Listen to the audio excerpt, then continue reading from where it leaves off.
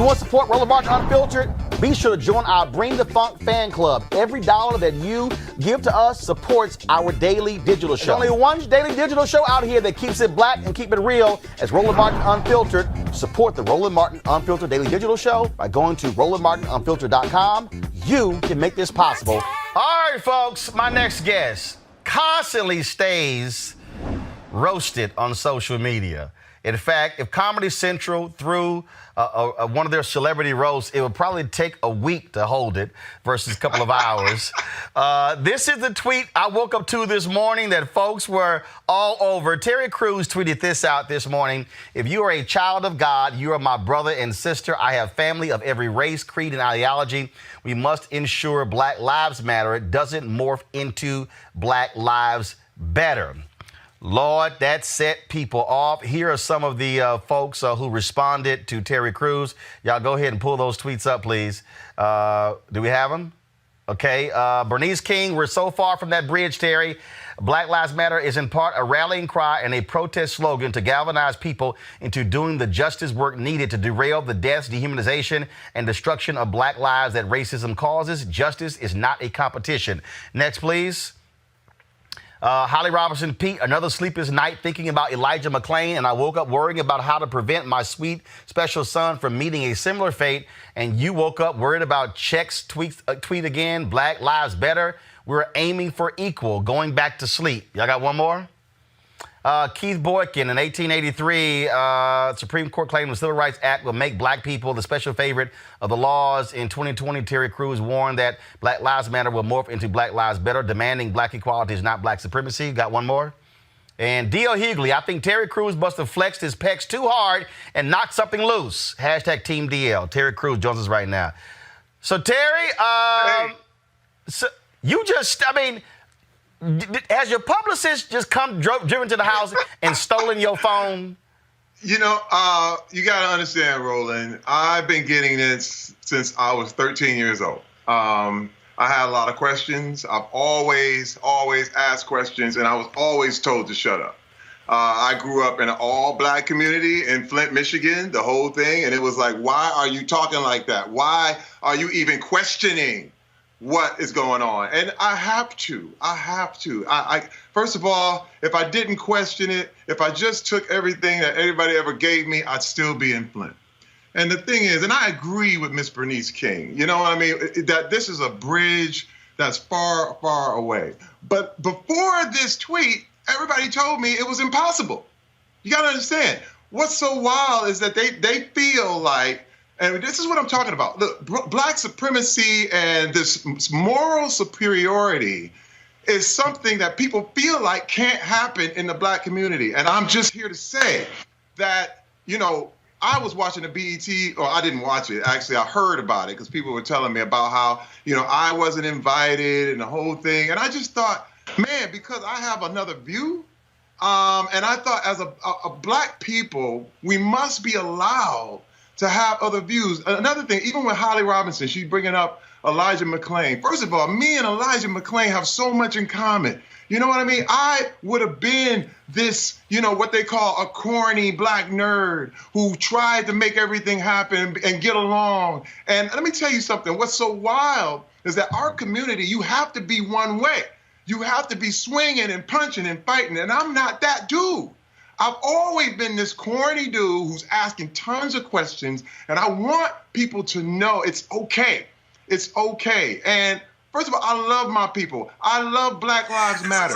But I also feel at this moment in time, you mentioned this is like a third Reconstruction, and that this Reconstruction has to include every voice in America, the Native American, the Asian, the Hispanic, the white, everybody has to be included. And what happens though is if you exclude these people and say, hey, you know what, this is our movement, this is our time, you know what happens? Resentment builds. And resentment really, really breeds a self-righteous, you know, it's kind of like a self-righteousness that's really, really dangerous, man. Yeah, first of all, can we have power? Well, all I'm saying is in your mind, we are talking about social and economic and political answers to a spiritual problem. if we don't get this right now, spiritually, we are going to be all in this thing all over again, battling. And I don't want to go from one oppressor to the next. First of all, I was never scared of the KKK growing up. Never. You know what I was scared of? I was scared of that gang member. I was scared of that drug dealer. And I had to walk through to get to my school every day, that I had to fight to get in and try to make it work. And let me tell you something, that's millions and millions of black kids right now who scared to speak, scared to say what's up in their own community. But Terry, and go ahead. But I don't want to interrupt you. No. But here's what we're looking at. In this moment, it's not that we don't bring others along. If we go back to the point of the third Reconstruction, the reality is ball don't lie. When you look at the economic numbers, when you look at the health numbers, coronavirus, COVID-19 has exposed the health inequities in this country, the two systems. And so what we're dealing with right now is the fact that you have black folks and you now have white allies who are standing with black folks who are saying this stuff has to change. So it's not black supremacy. It's saying that we are so far down the economic ladder, the health ladder, the housing ladder, all the categories, that these things have to change. And white America is going to have to recognize that it's always been about them and it can't keep being all about them. I totally agree with you there. But there's also the Booker T. Washington approach, where there are things that we know we have to correct. You understand what I mean? I think sometimes we as black people are more concerned with how we look as opposed to how we are. Are we healthy? Are we equal within our own community? Do we take care of our women? Are we equal to the women in our community? But those things can happen at the same time, though. Those things happen at the same time, though. I mean, the reality is, I can be focused on raising my twin nieces, making sure that they have the education, they have a shot at life, while I'm also fighting white supremacy.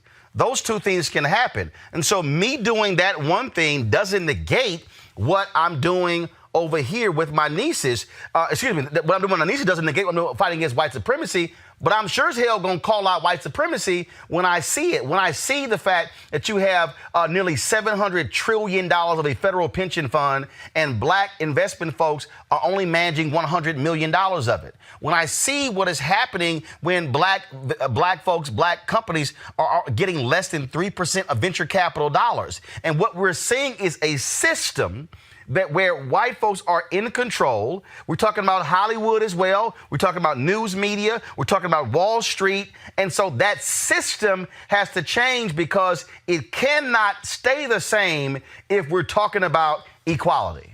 No, I totally agree with you. First of all, Niels Bohr said, and this was the astrophysicist, he said, you know, sometimes the opposite of a profound truth is not a lie. You know, quite often it's another profound truth. Two things can be true at the same time. I do not disagree with you right there. I am fighting white supremacy. I have had guns pointed at me by the police. I have faced all kinds of discrimination. But what I am also saying is, at the same time, as a black man, I am looking at my own community, my own life. All we can do is what we can do on a personal level. Because what you're talking about is a whole giant thing. But I think one at a time, with one person at a time, we can change this. First of all, COVID started with one man, and it went all the way around the world and stopped it. The same thing with a bad ideology and a good ideology. If we make sure, and listen, maybe I'm too soon. Like Bernice King said, hey, you know what? That's a bridge far, far away. Well, you know what? I called it. I see what could happen, and one man has to say it, and if that's going to be me, then that's okay. But when we talk about, I do not mind not being liked. I really don't. It's one of those things where, hey man, I've been hearing this since I was 13. I've been that corny cat who's been out on the side, and everybody's like, oh, you ain't black anymore. You're Uncle Tom. I don't know anybody, any black person who's ever been successful that has not been called a sellout. But first of all, if you've ever taken a check from a white man, you're instantly a sellout. I'm sorry. If you're still getting your check from a white man, it's the system. Okay, sometimes you got to swim with the stream. You know what I mean? You can't swim against it. And all I'm saying is, when I look at BET or look at all these things are owned by white people. Why are we pretending that we can't even speak on this stuff? So when you say, I'm bringing up the conversation, and I love the fact that we can talk right now. So when you said Black Lives Better, what does that mean? First of all, when I say this, you know what? The fact is, I'm called a coon a lot of times. So by other black people, which is also a word I do not allow to use on my timeline. To me, that is a racial epithet. That's the same as the N word. And I make it clear to people, I will block you if you use that, because for me, you can't be a conscious black person using the same language of white oppressors. But go ahead. But this is the thing, Roland. I'm speaking on my social media. Right. I didn't go on ABC or NBC to do this. This is my Twitter. This is my private network. This is what I do. And I'm being told to shut up, be quiet, don't say anything, just keep it shut. And you're a coon, don't say anything. And this is the thing. It's really weird, because I realize that some Black lives matter more than others, because they don't want me as a black man to talk, because it's any bit of because you're going to make us look bad. But the deal is, I don't care about how we look. I care about how we are. We have to really examine these things within each other. There's colorism going on. It's still the light skin, dark skin thing happening. And I'm trying to tell you, this is stuff that I have faced personally. And I just really am tired of actually having to be quiet about it. And I love my people so much that I'm willing to risk it all. First of all, I face everybody loves to say that, oh, well, he's trying to please the white man or whatever. I took on Hollywood by myself 2 years ago, all by myself. I spent $500,000 on my money. I'm still waiting for them checks from anybody else who said they supported me, because they didn't. And first of all, I and my wife, we all went up against Hollywood, and my career was over. It was done. And so I've risked it all once before. I'll do it again. I've been canceled for almost everything under the sun. I've been canceled for going to China by white men. I've been canceled by the LGBTQ community for talking about fatherhood. I've been canceled by many, many people for many, many reasons. This is the new day and era. You are going to be canceled. It's okay. If you have any opinion, I'm sorry, somebody's not going to like it. But I would rather have the conversation in this new millennium so we can talk. We can really open it up, because this is the deal. If you can't reveal these things that are wrong, we can never get better. We'll always keep that little lacquer. I realized on my own life, if I was not forthwith about my own issues, I couldn't improve.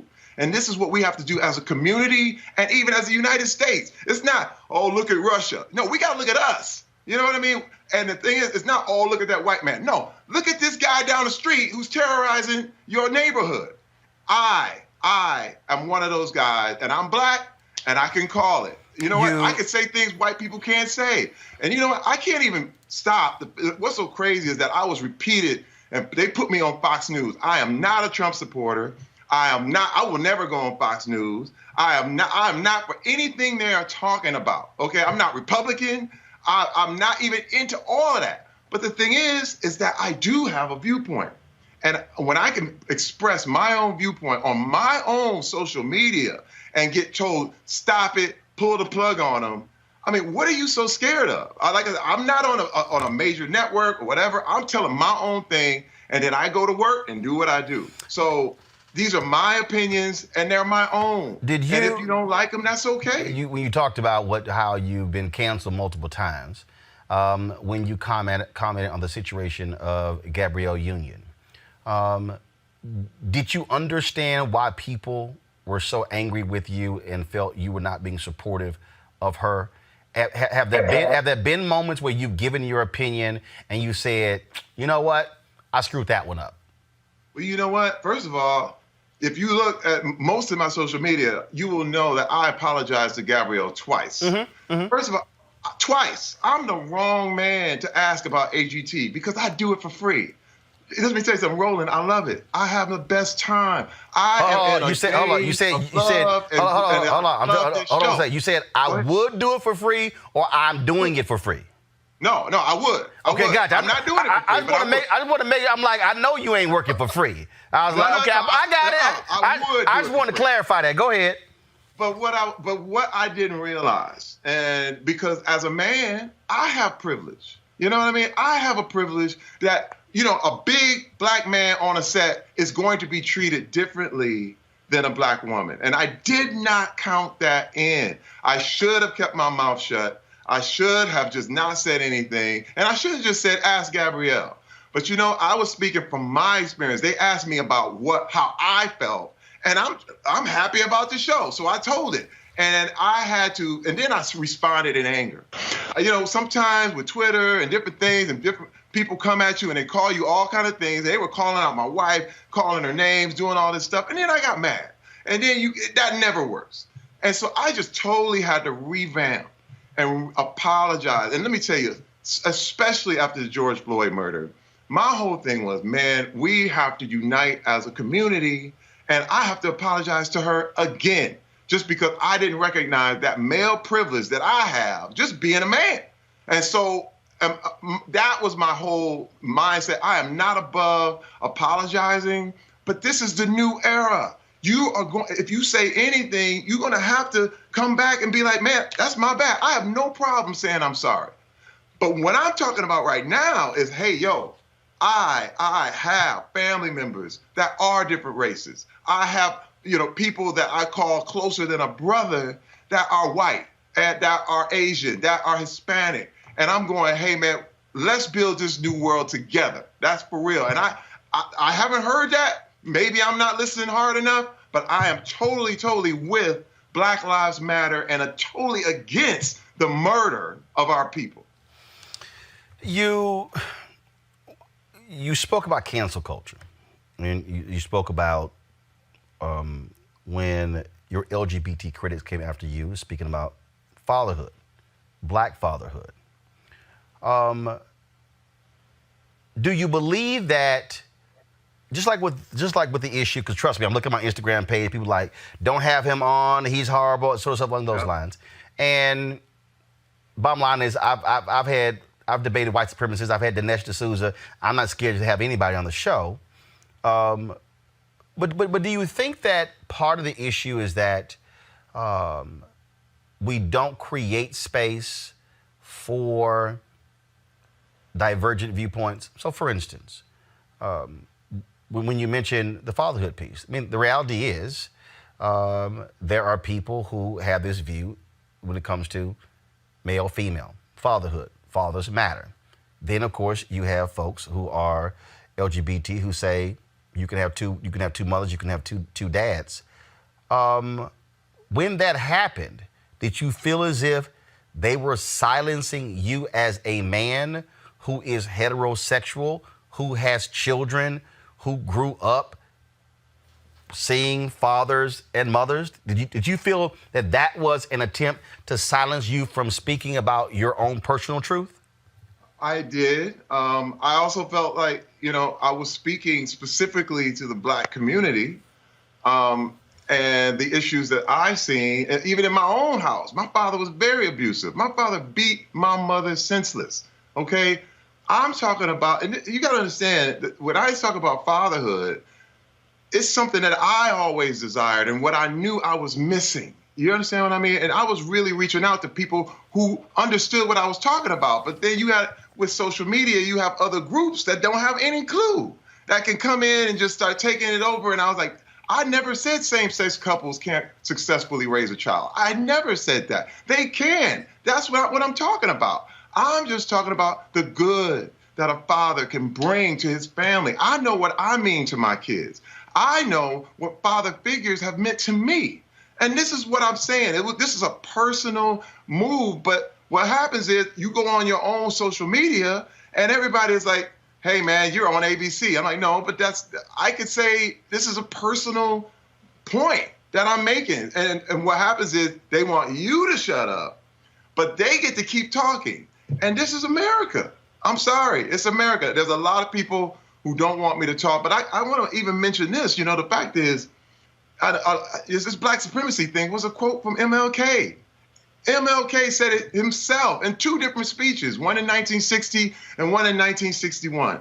And another time when Elijah Muhammad from the NOI in January 1961 met with the head of Ku Klux Klan in Atlanta so that they could agree on their differences.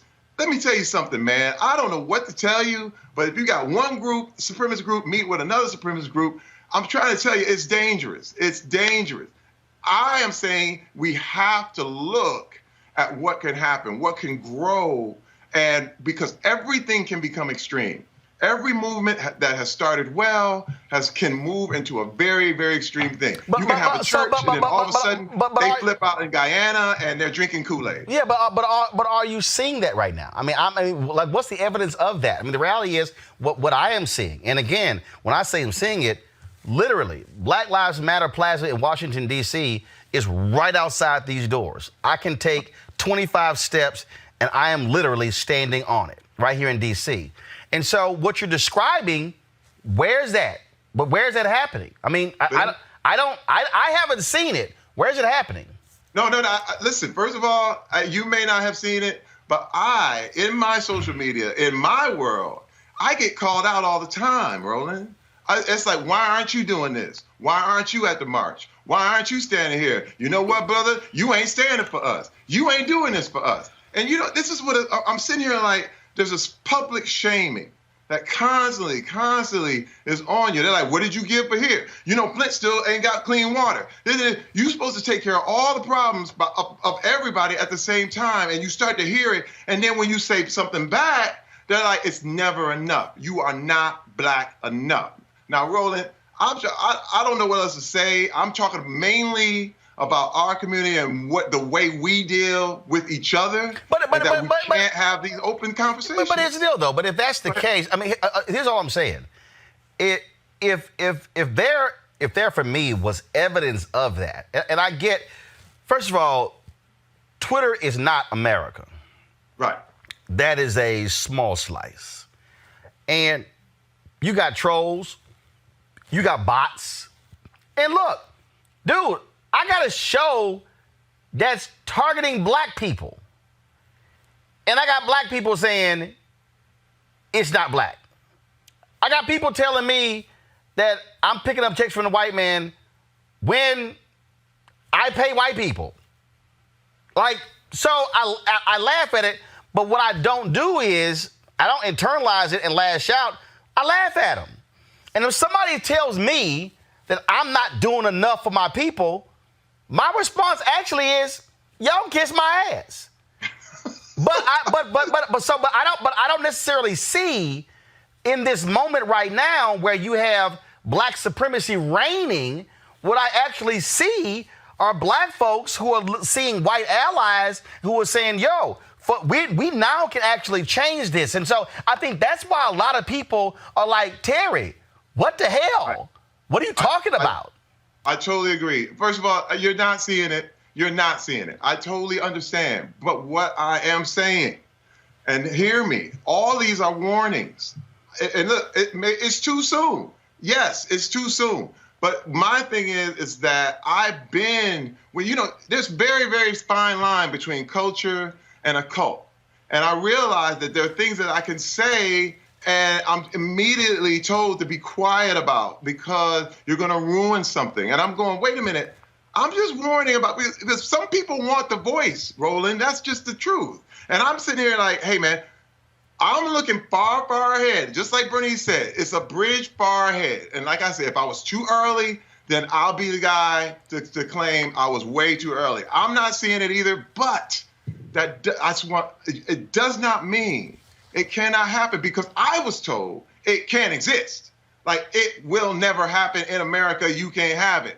And I'm here to tell you, in places like Cambodia, in places like Rwanda, in Cambodia, the Khmer Rouge killed people because they wore glasses. And I'm just trying to say, once you get to a point where you have to be all one way and no one can have a dissenting opinion, it's very dangerous, Roland. It's just too dangerous, man. We as Black people only have one voice. I mentioned this on the talk. As white people, they can be Republican, Libertarian, Democrat. They can do whatever they want. But us, you can't even have. You better like the same hip hop I like. or you ain't even black.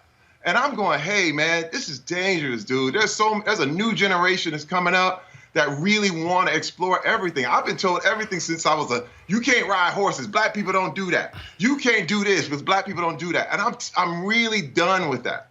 I think we can do anything we want to do. Yeah, but here's the deal, though. First of all, look, we often say that. We say when someone says that black people don't do, that typically is based upon our experiences. And so we've all done that. We said, man, black folks, man, we don't swim. Yes, there are black people who swim, but it's a figure of speech. There are some things that you don't see a lot of black people doing. Look, I've been playing golf for 30 years. And in all 30 years, people are like, man, black folks don't play golf. And I'm like, nah, brother, they've been at the golf tee. And you have this long history of black golfers. And so for me, I don't necessarily, again, I understand where that's coming from, and I understand that in many ways that's somewhat of a figure of speech. But I do think this, and that because as somebody who uses words, as somebody who understands that words can be a weapon to fight for or to fight against. Words can also liberate. I think part of this issue, to be perfectly frank, is that the social media platform doesn't actually properly allow for discourse, in that when you type something, 100 people could be in this room right now and read that, and there could be 80 different interpretations of that. Right. But if I hear someone say something, I'm listening to tone. Yeah. I'm listening to, are they being sarcastic? Are they being funny? Are they being serious? Are they being angry? And you actually have the ability to explain something. That, to me, I think is sort of how I often see when I see a tweet. Because when I saw your tweet, my first response wasn't, Terry Crews ain't shit. My first response was, what is he talking about? Right. Which means I then need you to explain it, which then may cause me to ask a second question. That's what I think the problem is that you say something and it's a short statement and you know in your mind what you mean, but another person is inferring it in a totally different way. And there's no tone. There's nothing there. It's just the words just sort of sitting there, and it's left up to interpretation. That's right. And this is the new era. It's the new day. I mean, everything can be taken out of context, which is so nuts. But do we stop talking? And I'm not willing to do that. I'm not willing to just, just be quiet and shut up. No. I don't think you should be quiet. Here's what I think Terry should do. Okay. Terry should make videos. Yeah. No. I'm serious. No, I'm being serious. First of all, Twitter allows for you, if you upload it at studio.twitter.com, it allows for you to actually upload up to 10 minutes of video. I just think that a tweet, few words, it causes somebody to say, what? What is he talking about? Versus, now here's the deal. You might do a video and folks are like, Ted Cruz still ain't shit. They still, but it allows for you to expound on it as opposed to it just sort of sitting there. And that to me is what stands out. Because again, you can have, people can infer any way they want to, and it can be all different meanings, and you're the author going, no, none of that was actually what I meant. Right. Well, because it was sort of left there. Roland, I just want to say, man, that first of all, I love my people. I love black people. I love who we are. I love what we've been through. I know what we've been through. I have been the victim of many racist, like I said, I've had guns pointed at me by the police. And so I could have been George Floyd or Elijah McClain. And when I look at this stuff, I am sitting here saying, listen, we have a tremendous opportunity right now as a people that and this is another thing I learned from therapy, a lot of therapy, is that forgiveness is the only way to move past, okay? And I know that, see, even talking forgiveness is real early right now. It is. It's really early. Oh yeah, no, But, and look, no, and you know right, because here's the whole deal. Okay, Yeah. 'cause my problem with the forgiveness conversation, we saw that with Mother Emanuel. White folks always want us to forgive real quick. Right. They still pissed off with 9/11. Totally get So, it. so my whole deal is, don't come to me asking for forgiveness when y'all still mad at what the hell the Iranians did in Tehran in 1979, but y'all totally ignoring when we overthrew Iran and Mossadegh in 1954. So don't be pissed off at them with 79 if you can't realize why they still pissed about 54. But I digress. Go on ahead. No. First of all, I understand. But I almost ruined my own life by not forgiving. I mean, I could be in jail instantly. First of all, if I'd have hit that white man that molested me, I'd have been in jail. You understand what I'm saying? That was years of therapy that allowed me to walk away from something like that. Right. You better than me, because I would have clocked his ass. Listen, man. I'm trying to tell you it was a miracle from heaven because I could have killed him, and I wanted to. But I'm trying to tell you, I wouldn't be standing here talking to you today, Roland. That's the thing, man. There's so many things. Hey, man, I'm glad I can be canceled because the other way, I'm in jail. You know what I'm saying? So which one do you want? I'd rather have this. I'd rather say, okay, you know what? Then, all right, maybe my voice is too big and I just got to calm it down. And maybe I should talk in another medium. I love that suggestion because, again, things are too expansive for Twitter and the whole thing. But I have to say, I'm not afraid. Right. I am not afraid of speaking. I'm not afraid. Sometimes you just gotta, you gotta stand up. Right. And if people don't understand, this is why I'm on this show right now to explain it even further. I do have to ask you this. This is the final question. Yeah. And I keep seeing this. Folks are like, terror is in the sunken place. So when you hear that, how does that make you feel? That this notion that you are just in a whole other world and it's confusing. You know, my feelings are hurt. Again, I have a broken heart. It's okay. There are family members I don't talk to anymore. I mean, it's lonely when you are trying to do something that no one's done before. Are there family members? Wait a minute, because of this? Because of comments you made, there are family members who won't talk to you? That's very true. Very true. But another thing you have to realize is that you have to be willing to just live your life. This is the thing. You cannot control someone and love them at the same time. If you are trying to control what I say, you are not loving me, okay? Listen, Roland, you can say whatever you want. Hey, man, I love you, bro. If you said something that I didn't agree with, I'm like, I love you. But it's when I say something you don't agree with, and now you hate me, I'm going, wow. So you're trying to control me. And that is what I'm saying. Love and control can't exist. I love my people. You can say whatever you want, but I got to be able to say what I want too, and we still got to love each other. But now I'm getting control. I'm getting shut up. Don't say nothing. Sit there. You should have sat there and ate your food. Hey, I see it all. But I'm not going to be controlled. I'm going to operate in love, and I'm going to continue to love you, and those that love me will understand. Well, Terry Crews, I appreciate you accepting my text and agreeing to come on the show. It's all about, look, whether we agree, whether we disagree, it's important for us, I think, to talk, to explain these things out. Folks got a chance to hear you for about 40 minutes to hear your perspective. And so we appreciate it. Tell your wife I said hello and stay safe in this COVID-19 world. Love you, brother. Thank you, sir. Terry Crews, thanks a bunch. I appreciate it. You want to support Roland Martin Unfiltered? Be sure to join our Bring the Funk fan club. Every dollar that you give to us supports our daily digital show. There's only one daily digital show out here that keeps it black and keep it real as Roland Martin Unfiltered. Support the Roland Martin Unfiltered daily digital show by going to RolandMartinUnfiltered.com.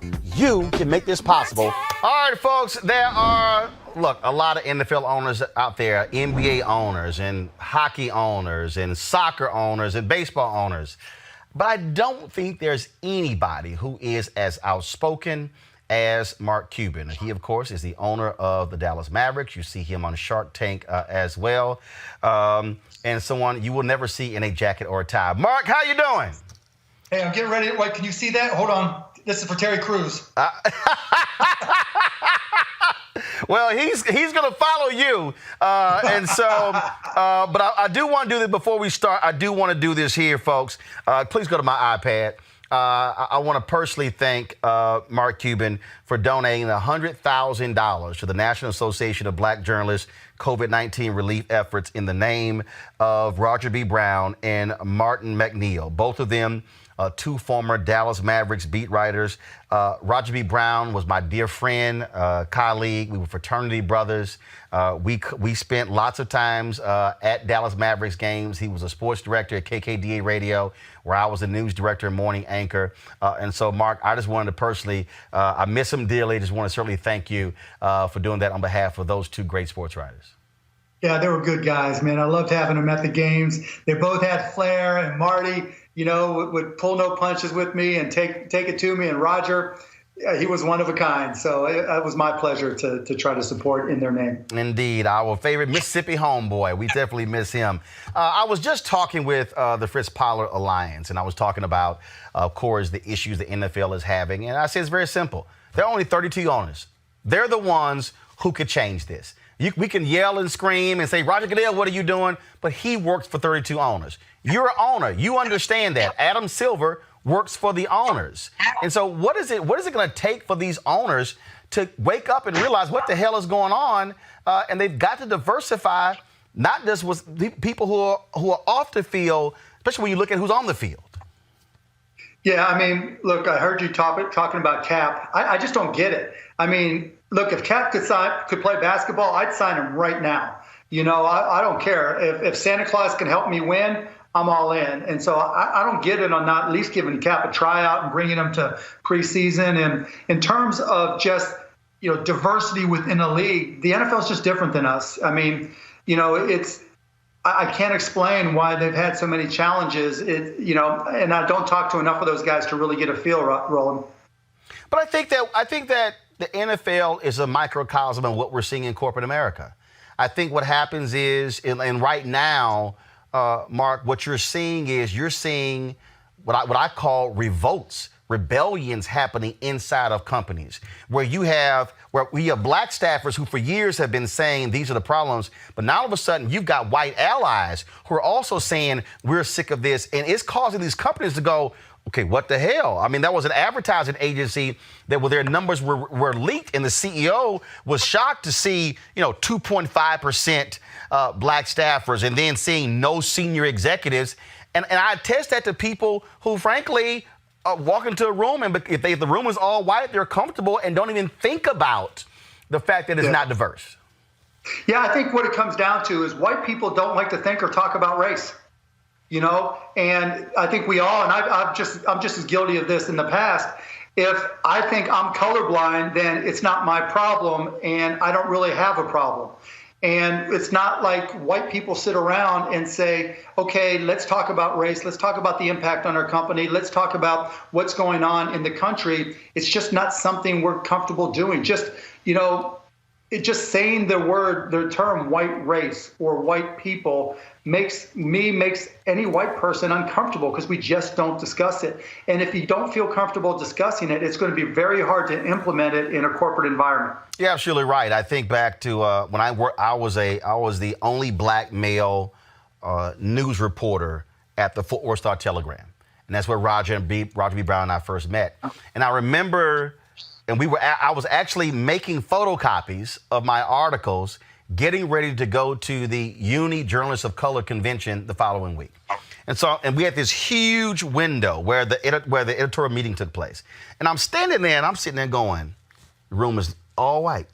And they probably had two women. So one of the editors comes out, Mike Minikini, he sat near me, and I said, Mike, you ever notice there are no black people in that meeting? And he goes, no. I said, well, let me ask you this something, Mike. I said, if you went to the Women's Chambers of Commerce event, how fast would it take you to realize that you're one of the few men there? He said, I probably would figure it out real quick. I said, if you went to the Black Chamber of Commerce event, how long would it take you to figure out that you wanted a few white folks there? He said, probably pretty quickly. I said, but if you went to the Chamber of Commerce, the main one, I said, would you notice that the room was nearly all white? He said, no. And I said, Mike, and that's the difference between me and you. I always notice if the room is all black, if it's women, if it's all white, if it's all Latino, because I have to understand where I am at all times. And I said, and that's part of the problem. And it's even more than that, Roland. So if I go someplace that is all black and I'm one of the few, if not only white person there, historically I thought, oh, this is no big deal. See, I'm not racist. This is not a problem for me. I can deal with this. And then you move on. I would never translate it to say, okay, what about the opposite side of that? How does that impact, people of color or people of different ethnicities or LGBTQ or, women? It's just not something that we typically talk about as white people. And I think that is the core of what needs to change. This moment that we're in, I've said this consistently. I cannot recall in my 51 and a half years where we have seen this type of change in 5 weeks. George Floyd was murdered 5 weeks ago yesterday. And a lot has happened.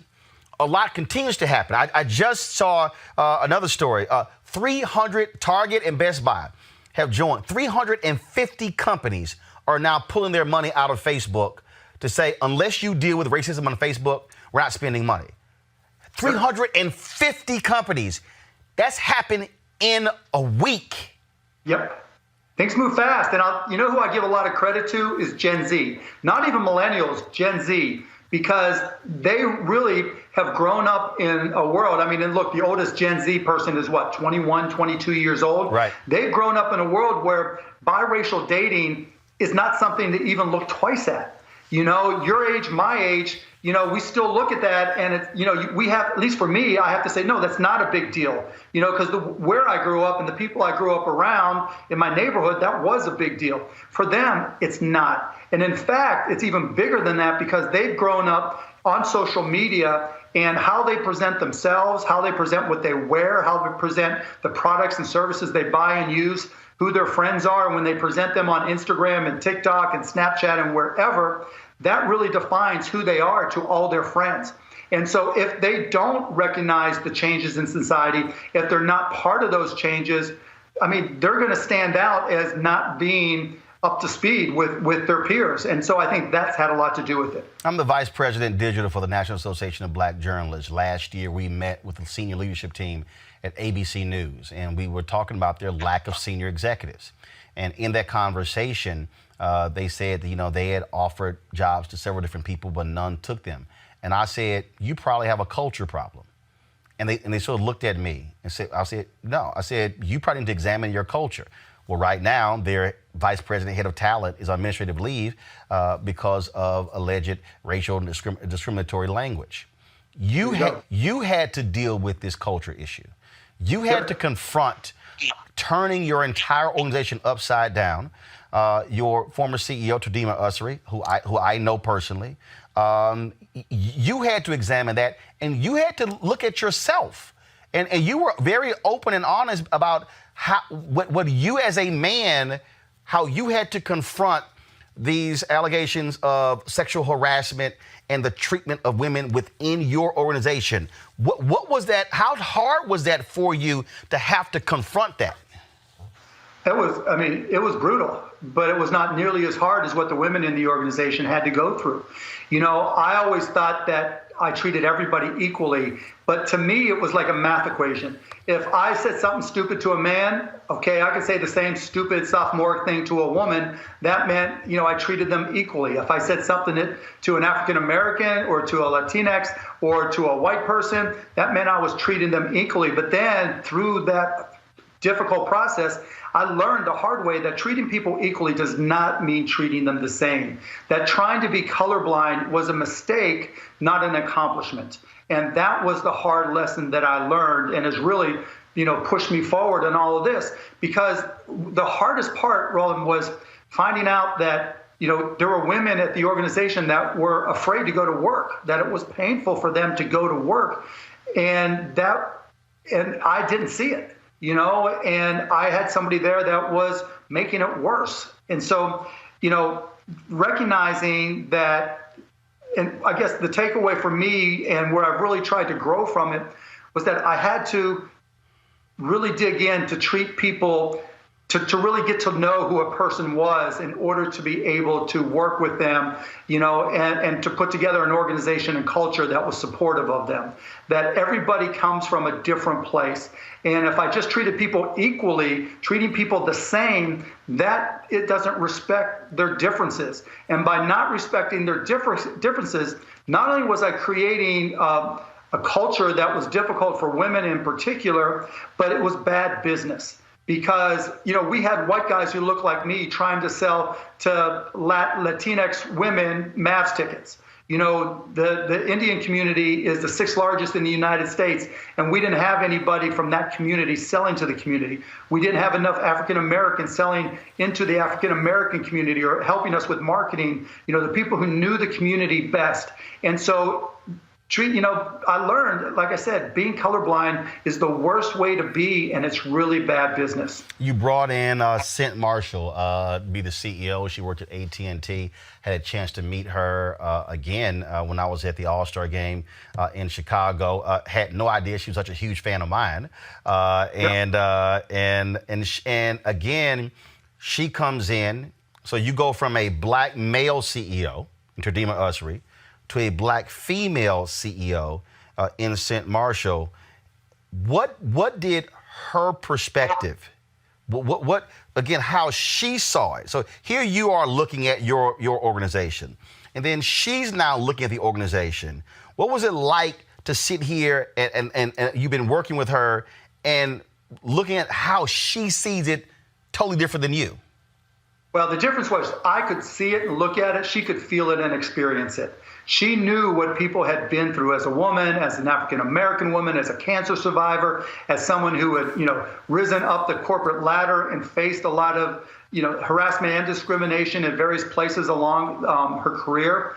And so she could feel the difference, and that feeling, you know, and I say feeling, it's truly intellectual as well, let her understand how to talk to people, how to hire better, how to interview better, how to have the right people, not only finding talent, but interviewing the talent and understanding where they were coming from, recognizing that, you know, your resume wasn't necessarily the best way to gauge hiring, that there was more to a person's background, and then being able to translate that into business. That is just such a varied skill set that she just, you know, had in every which way, you know, that I didn't have. And that really just revitalized the entire organization. And you know, I can't even thank her. There's not enough ways to thank Cent Marshall for not only what she did for the Mavs, but what she's taught me. I interviewed Mitch Landrieu, of course, former mayor of New Orleans. And in the interview, we talked about what he went through when he took down the Confederate statues in New Orleans. And in his book, he said something that was interesting. He talked about white fear. And he said, when it came to white fear, he said, white people, I know black people. They're not going to do to us what we did to them. It's okay. Stop freaking out. And Mitch and I talked about it. And I have been making this point. I'm actually working on a book dealing with this, that this moment that we're in and what we're dealing with, Mark, we're dealing with white fear, power, control. Oh, my God. You know, the majority of kids in America 18 and under are people of color.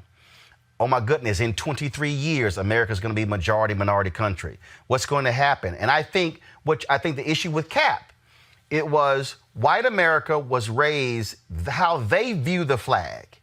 And the anthem is different than black folks. Black folks, very much patriotic, but we know there were black soldiers who were lynched in their uniforms. We know that there were black GIs who could not buy houses and get loans and work in corporate America when they came back from World War II, came back from Korea and the Vietnam War.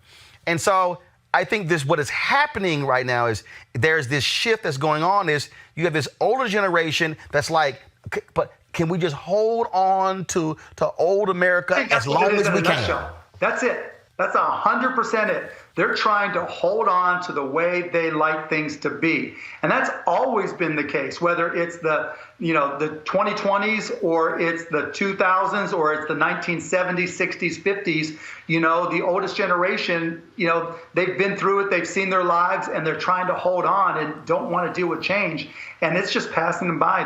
The silent generation, the older boomers, I mean, it's hitting them right in the face. Like, I'll do certain interviews and the hate emails I get, but every single email I get from someone who's obviously white is always the same. It's like, first thing they write, I'm not a racist, because they get so defensive.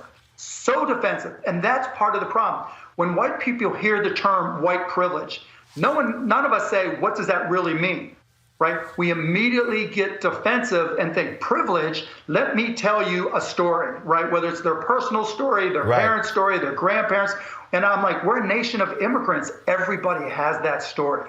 And so it's not about that. And then you try to explain to them what white privilege is. And even then, they don't want to hear it. They get so defensive. Right. And we immediately create this response, right? We create this equivalency that says, I can't be a racist because. Right. And that's what we have to overcome. And that's why I've been trying to speak out, because I've got to get into the heads of white people and say, white privilege has nothing to do with you personally. White privilege has nothing to do with anything that's happened in your family history at all. Nothing at all. Well, why use the term white privilege? You use the term white privilege because it pisses you off and it freaks you out and makes you think. If they would have just said white skin issues, people would have just ignored it, or whatever other term, right? And so trying to get, it's uncomfortable for white people to deal with it, to address the term white privilege, but that's part of what we have to do. And, like you referred to, the older generation is going to fall off. And I really, really believe that the younger generations are just going to laugh at this point in time and look to see how stupid, their parents and grandparents were in dealing with race issues. The only problem that we're seeing, though, when we look at this polling data, the racial views that even younger whites are having, and I keep telling people, Jim Crow had children, and Jim Crow will have grandchildren. And so one of the reasons why I very rarely call someone a racist is because, not that they're not a racist, it's because that, and this happened on TV. I was at CNN for 6 years, and it drove me crazy when we would have these debates, and I would just say, this is just stupid. Because this is what you would say, that's racist. And then the conversation becomes, so, no, it's not. So then it's like, racist, not racist. Racist, not racist. And I'm like, no. The issue, so now that's the debate, as opposed to all that stuff in between. What you said, what you did. And so what I focus on is what you said, what you did. Forget the label. And I'm like, no, what you did was racist. What you said was racist. Now let's talk about that versus racist, not racist, not racist, racist. And then that just takes a debate down a rabbit hole, and then you never deal with actually what happened. You'll never solve that, right? And the worst part is talking to white people, and again, trying to create those conversations. It's trying to get them to understand the subtle things that we do that, you don't, even I don't like to use the term racist for the reasons you mentioned, the subtle things that extend systemic racism, right? The systemic aspect of it. Who's doing the interview? Yeah, you're going out there and you're checking off the box and you're bringing in a lot of African Americans and women to be interviewed, but the person doing the interviewing is white and 60 years old, right? And is not going to relate to a 22-year-old African-American transgender, whoever, pick whoever is fitting in that's young that they're not going to relate to. And so there's little things like that, or today, I got this email from this elderly lady, and who was trying to convince me that white people don't need to have these conversations. It's not our problem, et cetera, because she listens to hip hop music. And, it's just, and I said to her, do you have any friends that you think are racist? And she said, yeah, and I've stayed friends with them. And I said, did you ever say anything to this person to try to convince them that they're wrong, or even suggest to them that they shouldn't be doing these things? Yeah, I tried. And I'm like, yeah, that's the whole thing. That's why this is a white person problem, because we have to do more than try, because we all know which one of our friends, acquaintances, or coworkers are, if not overtly racist, subtly racist. Right. And it's up to us when we hear and see those things, instead of just shaking our head and say, boy, that's not me, I'm not racist, and say, no, look, for the betterment of the country, when we pledge allegiance to the flag, it's for liberty and justice for all. And so if that flag truly means anything to you, and liberty and justice for all, your pledge means anything to you, you've got to do more than, if they don't respond, just accept it. You've got to say, come on, man, this is not right. Why are you there? Let's talk about this. Or let's get somebody you can talk to. Because if that person is even minimally, subtly racist at work, that's what they're conveying to their kids. When we talk about, again, this notion of white fear, money also comes up. And this is what I keep telling people. If you want to understand America, you got to deal with money. And I mentioned Facebook. Mark Zuckerberg didn't give a damn what everybody thought. He was kind of like, whatever. You had, of course, African-American CEO Ken Chenault, led at American Express for years, was on his board, who resigned saying he won't listen. Okay? So companies went, okay, Mark, we're going to get your attention. Pull our money out. Pull our money out. Okay, $56 billion knocked off because of the stock price. And what I keep telling folks is, and Dr. King understood this with Operation Breadbasket, if you want, the only way you can confront and change America, you've got to deal with money. When that black football player at Ole Miss said, I'm not playing another down as long as that flag stays up, and they saw that other black ball player transfer, and then all of a sudden, those coaches were like, hey, guess what? Y'all got to bring this flag down, because if there's a rebellion among these black ball players, we ain't got nothing. SEC said no championships in the state. That's what brought that flag down. Yep. Yeah, look, there's no question money matters. And what I would tell you, Roland, is bottom-up money matters as much, if not more. Because where we're really going to have an impact is by investing in people of color, women of color, in their businesses and helping them grow. Because, as I said about the Mavs, the lesson I learned, there's a phenomenal business opportunity selling into the communities of color, selling into ethnic communities, and the best people with the best capabilities to sell and to create businesses for those communities are the people who live there. And so I'm out there knocking on doors, trying to create opportunities and invest. And I've invested over the last couple of years tens of millions of dollars into people of color, and they've done well, because as much as the big companies like to think that they're checking the boxes and doing the right thing, all the people who are out there grinding and hustling and starting small, Damon John, my buddy from Shark Tank, calls it the power of broke. They're the ones that are going to create the world-changing businesses. And to me, that's where the greatest money is going to speak the loudest. Look, I've spent 6 years at CNN, 13 years at TV One Cable Network, 11 years on the Tom Joyner Morning Show. And when my TV One show ended, I said, no, I got to launch a digital show. And folks told me, dude, you're nuts. Folks were like, man, but we would love for you to go back to CNN or MSNBC. I was like, no. I said, I did that already. And the fact of the matter is, I wouldn't be in control of the show. And so when we started this. How do you think they felt when we started the whole streaming industry 25 years ago? Right. They were like, you're an idiot. Oh, yeah. Have you ever seen TV? No, and I remember. People were like, real player? Yeah, whatever. And in fact, I was working at the Star Telegram, and they had a thing called Star Text. And I used to go down to their offices, and the reporters were like, Roland, what the hell are you doing? I said, I'm trying to tell y'all that's where we're going. And the thing is, when I launched this here, what my producer, he was like, Roland, do a podcast. I said, nah. He's like, why? I said, because I actually launched the first Black News Source podcast in 2005. And I said, no, I'm telling you, video news show. I said, that's the next thing. And all these people were saying, you're nuts, you're crazy. And look, we bootstrapped it. It was like, hey, I mean, it was like took cuts, lived off of my speeches, and we just been building it. But the whole thing is, now all of a sudden people are going, whoa, you've grown this thing. You're going to hit 600,000 subscribers on YouTube. Y'all now doing 20 million views a month, because the audience, I kept saying, ain't nobody doing black news. The audience is there. But if you super serve the audience, they will respond. And too many of these people are bypassing black entrepreneurs and Latino entrepreneurs and women entrepreneurs who are going, trust me, we know our audience.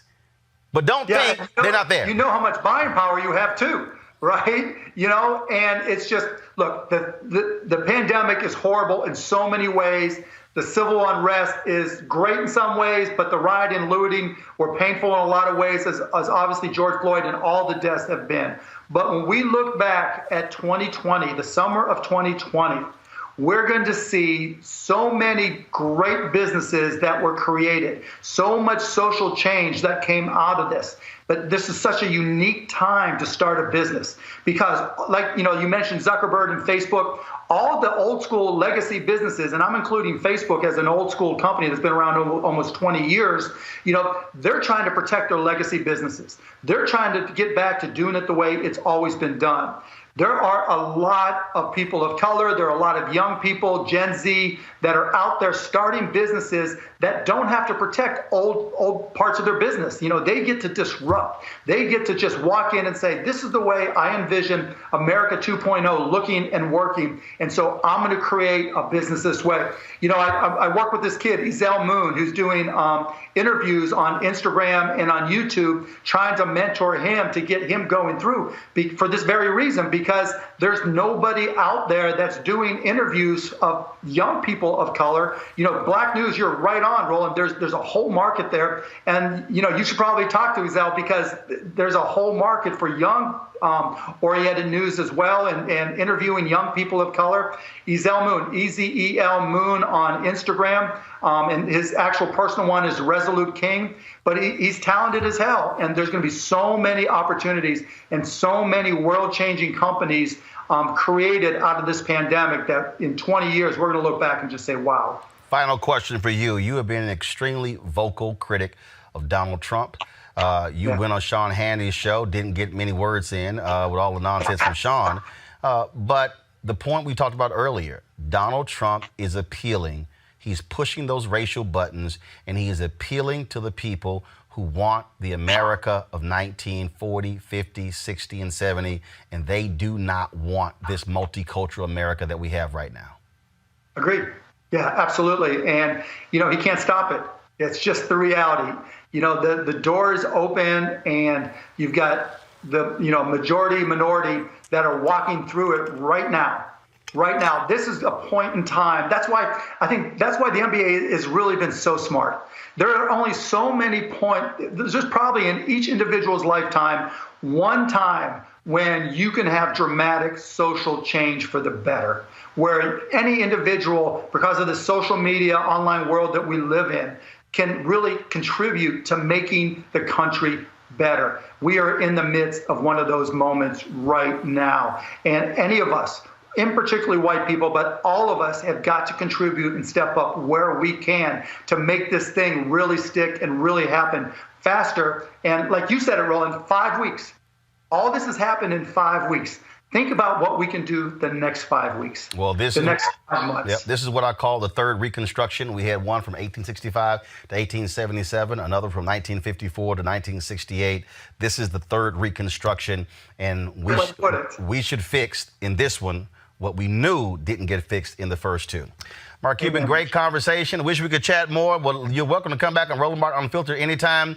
I would love to get back to Dallas. I have a house there. My parents live there in my house with my sister and my niece. But I don't play with this COVID stuff. So I need to tamp down in my home state before I come back.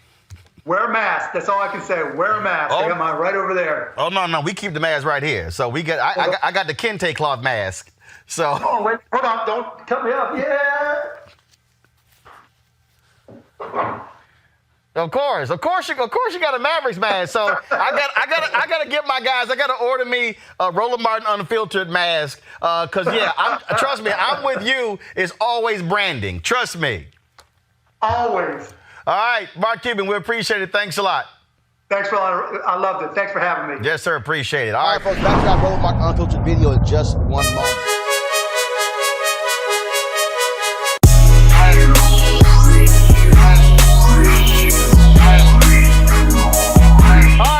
folks at Ceek.com, partnership with us. Folks have these headphones, amazing headphones. And also there's this virtual reality headset right here.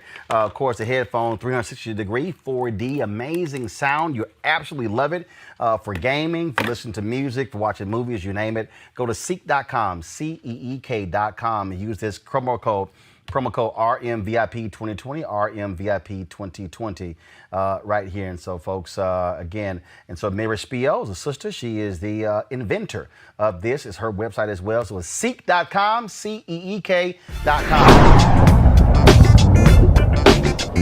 Hey, Donald Trump tweeted this. Go to my iPad.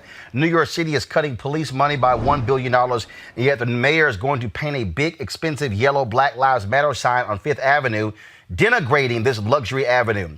This will further antagonize New York's finest, who love New York and vividly remember the horrible BLM chant, pigs in a blanket, fry 'em like bacon. Maybe our great police, who have been neutralized and scorned by a mayor who hates and disrespects them, won't let this symbol of hate be affixed to New York's greatest street. Spend this money fighting crime instead. This symbol of hate.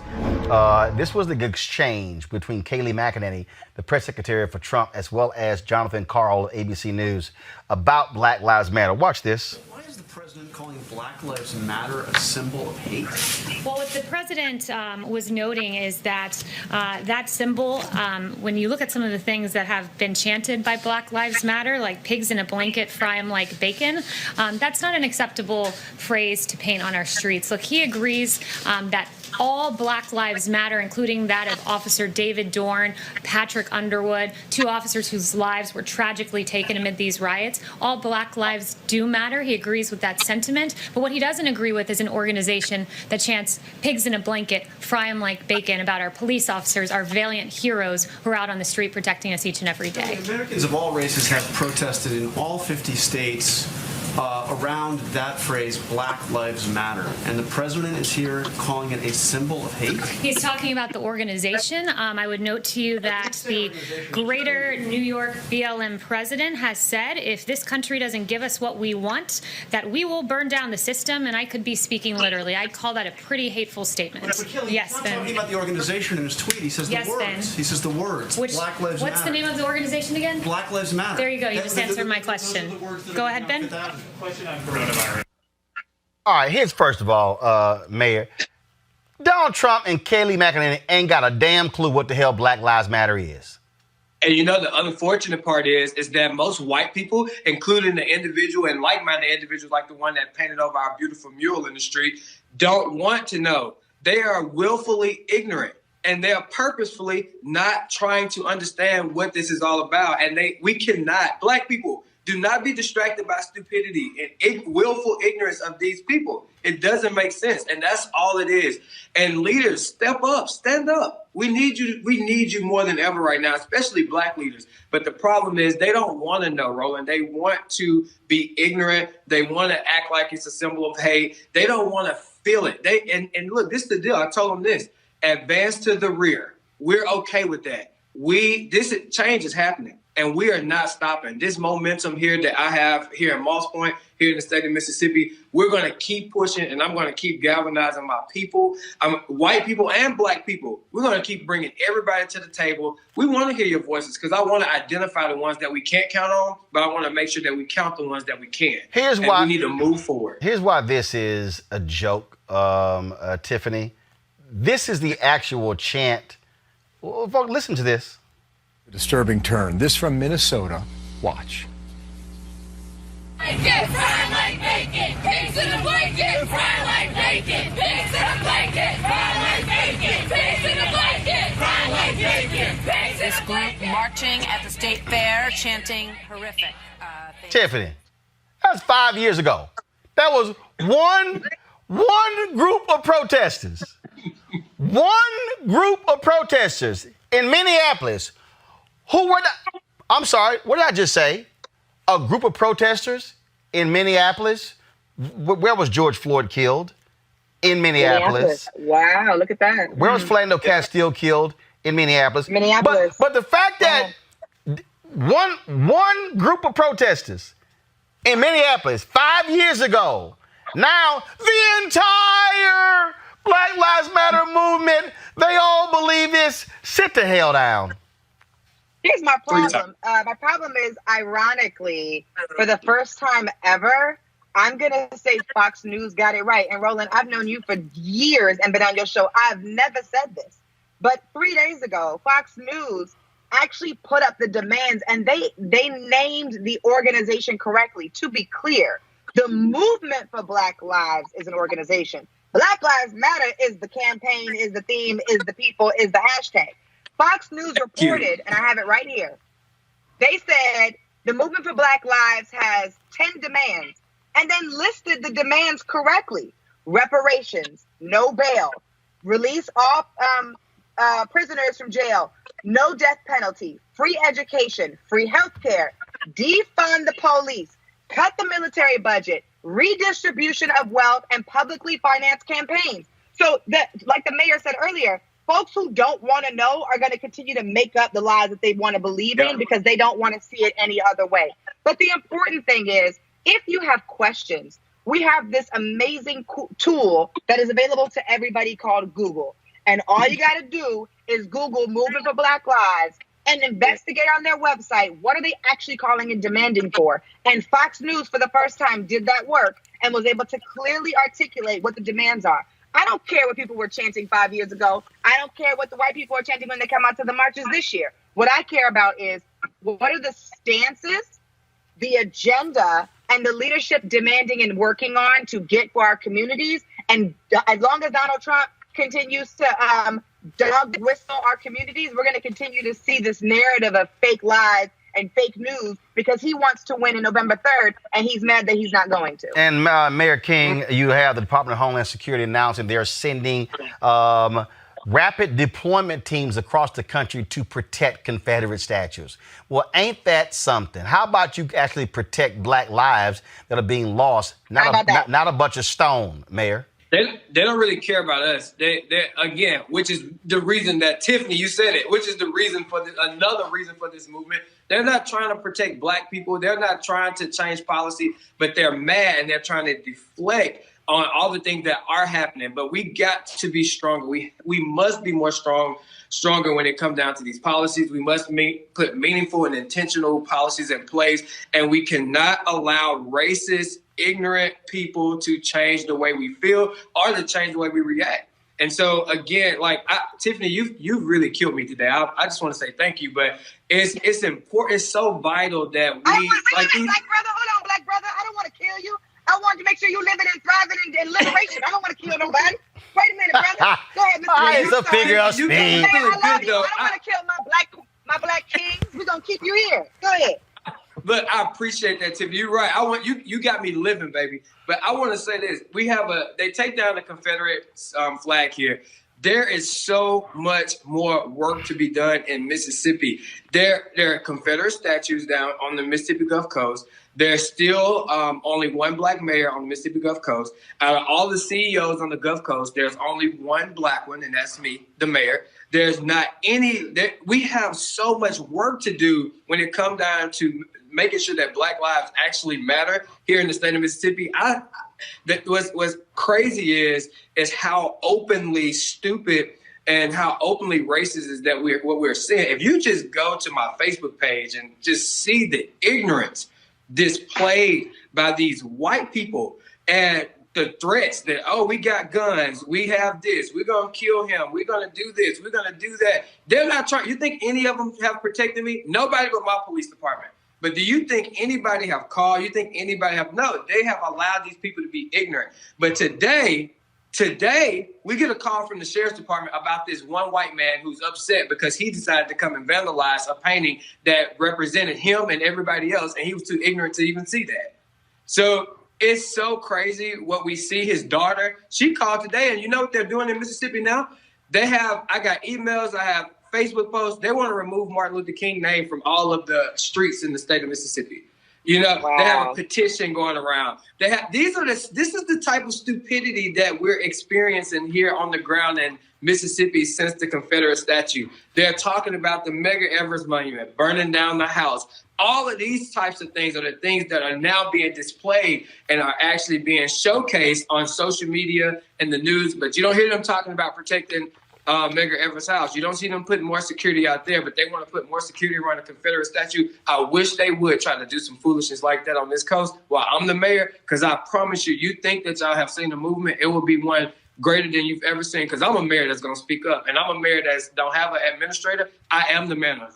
So I will make sure that we don't have foolishness like that. I'm not afraid of this stuff, and I think we need more leaders. Leadership is poor, and these people are listed. Every time Donald Trump says something stupid like Black Lives Matter is a symbol of hate, you give these idiots a platform to try to speak up and speak out, and they're stupid right behind them. They're following this idiot. Right. And that's not right. Robert, here's the deal, Robert, here's the deal here.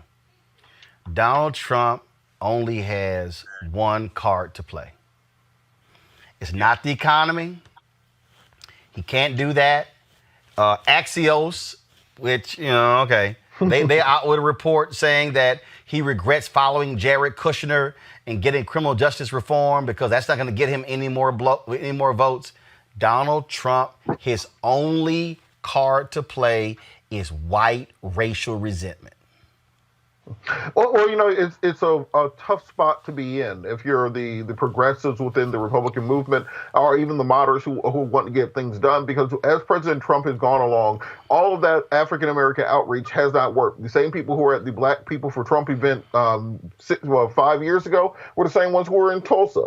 The idea of getting more females on board with Ivanka Trump leading that campaign, that didn't work. The idea of getting more Latinos on board, that hasn't worked. Running on the economy has just fallen from under him because we realize that, guess what? The president does not control the economy. Outside events do. And the stock market has nothing to do with how average Americans live. The stock market is hitting a record this week while nearly 50 million people are unemployed. So the president, I think, is falling to his most nativist instincts, keeping Stephen Miller around, Steve Bannon part of the party, that can only lead him to a place where we are arguing about Confederate statues instead of the unemployment rate.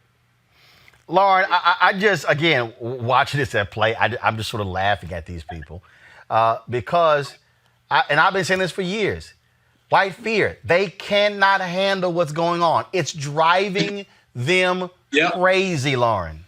That's by the idea that they don't know what it means to deface something that says Black Lives Matter. The president doesn't really understand what he's doing. It's like the Drew Brees thing. Drew Brees knew what the phrase Black Lives Matter meant.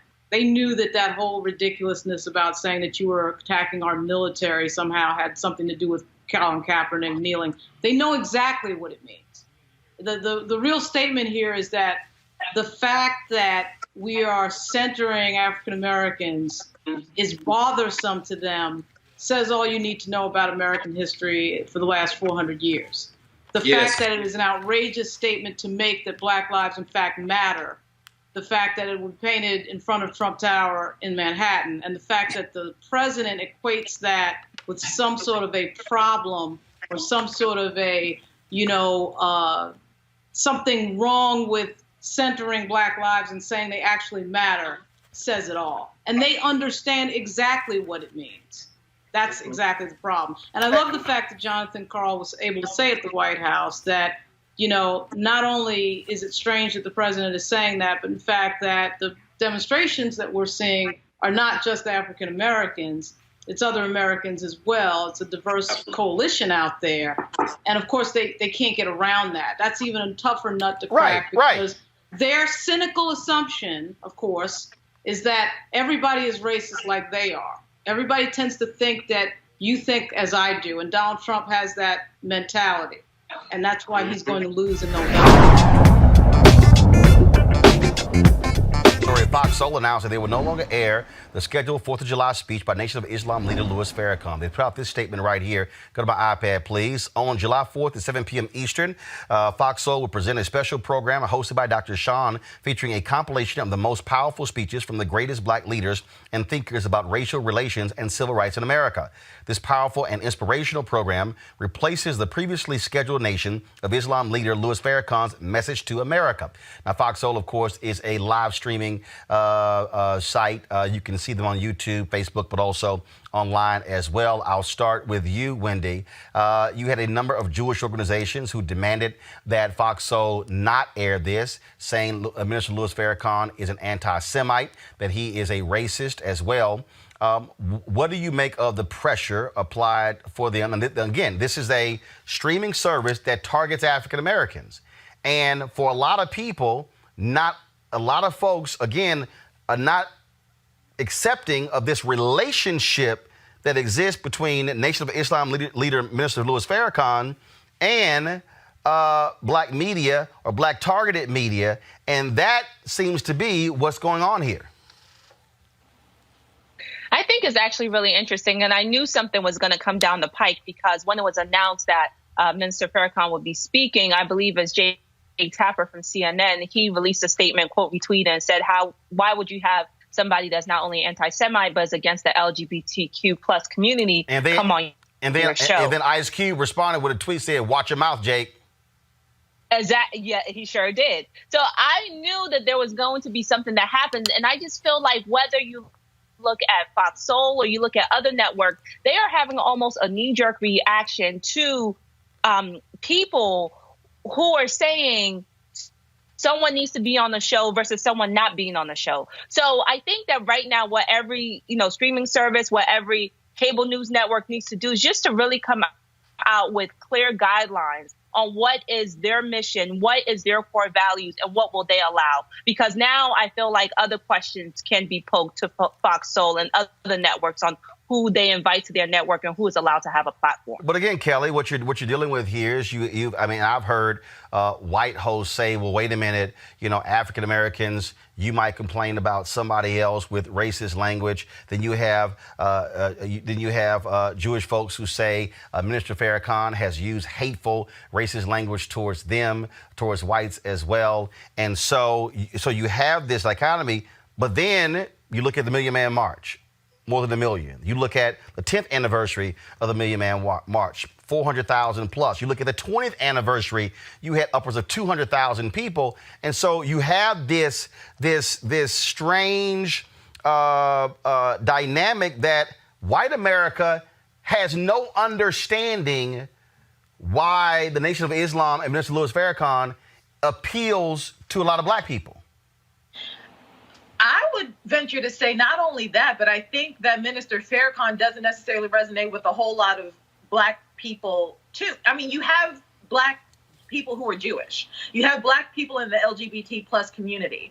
But also, Fox Soul is white-owned. So it's a multi-layered issue, and there's a lot of dynamics in play that I simply cannot flesh out in the 30 seconds that I have. But what I will say is that I do think it's problematic when black voices are reduced to a monolith. And Minister Farrakhan has spent his entire life and legacy and career, what have you, basically dismantling the fact that black people are a monolith in thought. So I do find it a little bit problematic that they shut him down because of that.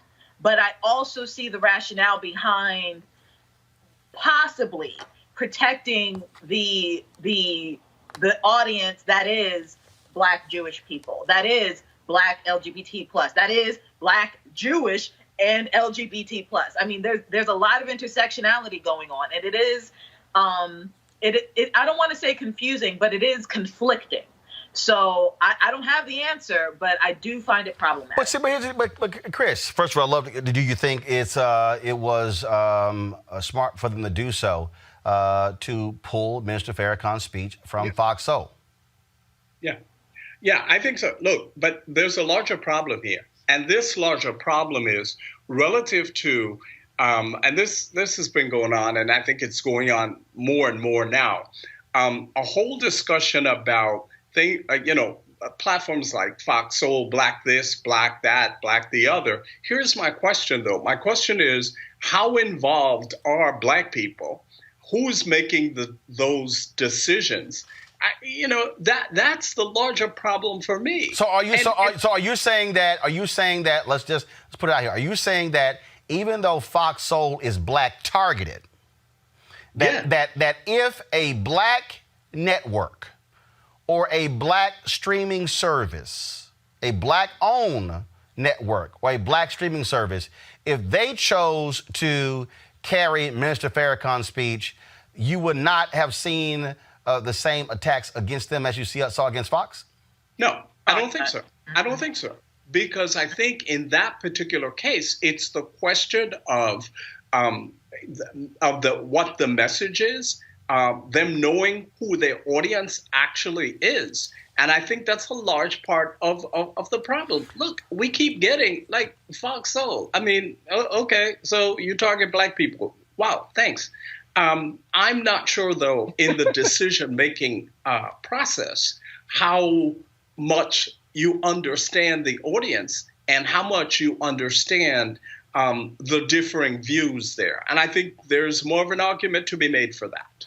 So I'll put this out here because it's very interesting. I've had conversations with Black folks privately, and they'll say, absolutely, I have a problem with Minister Farrakhan's language when it comes to Jews.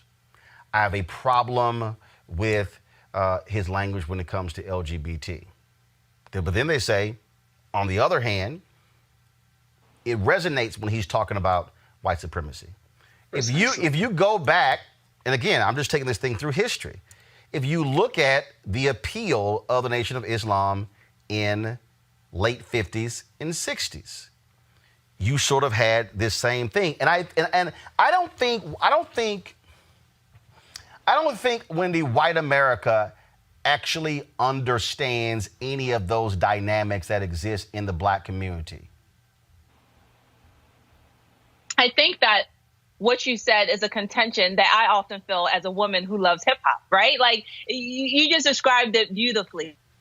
It's a hard relationship. You love a genre, but in that same lyrics, they are saying things that are misogynist, right? So when we look at Minister Farrakhan, there is a history that speaks to the upliftment of Black people, that speaks to the issues of white supremacy in this nation. But in the same conversation, you have to be able to also discuss how some of his comments are anti-Semitic, how some of his comments speak against the LGBTQ plus community. And what does that do for people who are members of the Black community who identify with that other group? What does that do for our brothers in the Black community and our sisters in the Black community who are also members of the LGBTQ plus community? And that is an issue. So yes, I understand where there might be tension, but I don't think that white people understand the complicated relationship that exists where you have this individual who speaks about the advancement and upliftment of Black people, but in the same token, can you speak for the advancement and upliftment of Black people when you're not speaking about all Black people? Or are you just speaking about the Black people who do not also fall into these other two categories? And there lies the contention. So go ahead, Chris. No, it seems to me that the analysis is both and, not either or. Are you simply going to say, he's done these things, he said these things, therefore he is not good, his voice should not be heard? Or are you going to do both? And that's the question. I think it's both and. I don't think it's either or. And we keep getting locked into these binary choices about it's either A or B. And particularly in Black communities, there are a number of complications. For me, for example, as someone who is Black and conservative, it's a whole lot going on there. And so I think being able to understand that is part of the discussion. So Kelly, with that, so if there are people who say, hey, I see Richard Spencer, David Duke, and Louis Farrakhan as all the same, and that is three races, 2 white, 1 Black. Are they correct or are they wrong? I feel like that is a hyperbole of a comparison. I don't recall David Duke truly doing anything for the upliftment of an entire community that remotely compares to what Farrakhan has done for the Black community. It's not like David Duke upholds an ideology that is anti-everything. It is wholly xenophobic, and it doesn't do anybody any favors whatsoever. I do not put him in the same category as Louis Farrakhan. However, when I can't remember her name, but the panelist who was talking about the hip hop analogy, I really liken it to that. Wendy, thank you. I'm sorry. I liken it to that. It is one of those things where it's conflicting, but because we are all a community, I do feel like there's a level of accountability that we can hold Minister Farrakhan to still, even though he has established a legacy and a platform. There is always time for change as long as you're on this side of the ancestral plane, right? So he has done tremendous work in the Black community through the Nation of Islam, but also he needs to understand that there are Black people who are Jewish. There are Black people who are part of the LGBT community. And if they are not included in the conversation in a positive light, then it negates all the work that he's done. Because all Black lives matter. And I shouldn't have to put the all in there as a qualifier. But we have to now, because we are in a situation where this movement is happening. Like Wendy said, we are in the middle of a reckoning. But in the midst of this reckoning, we have entire sects of our own community being left out because they don't meet the status quo or the norm or what we perceive Black people are supposed to be. In other words, we have a lot of people in the Black Lives Matter movement, ironically, that want us to be a monolith. And first of all, that's never going to happen. Black women, Black queer women. But here's the deal, though. There's no monolith. Okay, so the bottom line is this here. You got Black people who are LGBT who absolutely detest Louis Farrakhan, and there's some who don't. You've got Black Christian people who say, I believe he's anti-Semitic, others who say he's taking down white supremacy. And that's what I'm saying. The thing here that's interesting is that, again, Fox Soul got pressure here. If a Black-owned outlet had chosen to air the speech, I don't believe for a second you would actually have this level of reaction. I don't. Yeah. I don't think so. No, I don't think so. So that's what I'm saying. So I don't. And so, again, I did reach out to Minister Farrakhan today. We did talk offline. And hopefully, after he speaks July 4th, we will have him on to talk about this and other issues as well. You want to support Roland Martin Unfiltered? Be sure to join our Bring the Funk fan club. Every dollar that you give to us supports our daily digital show. There's only one daily digital show out here that keeps it black and keep it real. It's Roland Martin Unfiltered. Support the Roland Martin Unfiltered daily digital show by going to RolandMartinUnfiltered.com. You can make this possible. Donald Trump, he loves himself some white power. We've always known that. From the moment he ran for office, he was appealing to the racial views of white Americans, which he wrote to the White House.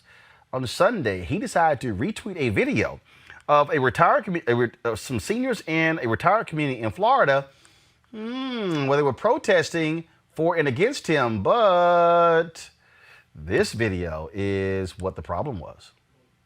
Where's your white hood? Where's your white hood? Racist. Yeah, you got it. White power. Yeah, there you go. White power. You hear that? Fuck Trump. Oh, would you stop the language? Fuck Trump. Nasty language. Oh. Listen to your president if you want nasty language, you idiot. Officer! Get back in your car, ass! Get back in your car, ass! Pick out a woman, dickwad. Yeah, you big boy! Come on, you touch me! Hey, where's the officer? Where's the officer? Where's the officer? We don't need fucking Nazi pig! This is what we are! Oh my God! No wonder! You don't know! You'll still be crying on November 3rd. Oh, too bad! Too bad! You'll be crying on November 3rd. You're a Nazi! We don't want you back here! You can beat me up! You can beat me up! You little turd! You fucking turd! Oh, you go! You're a fucking Nazi! Nazi racist pig! That's what you are! We resemble that! We want it! We love it! Trump, 4 more. We're the minorities that support Trump. Exactly. They don't come out because they will not vote for him. Where's your white hood? Where's your white hood? Where's your white hood? Grab him by the pussy. Grab him by the pussy. Where's the white hood?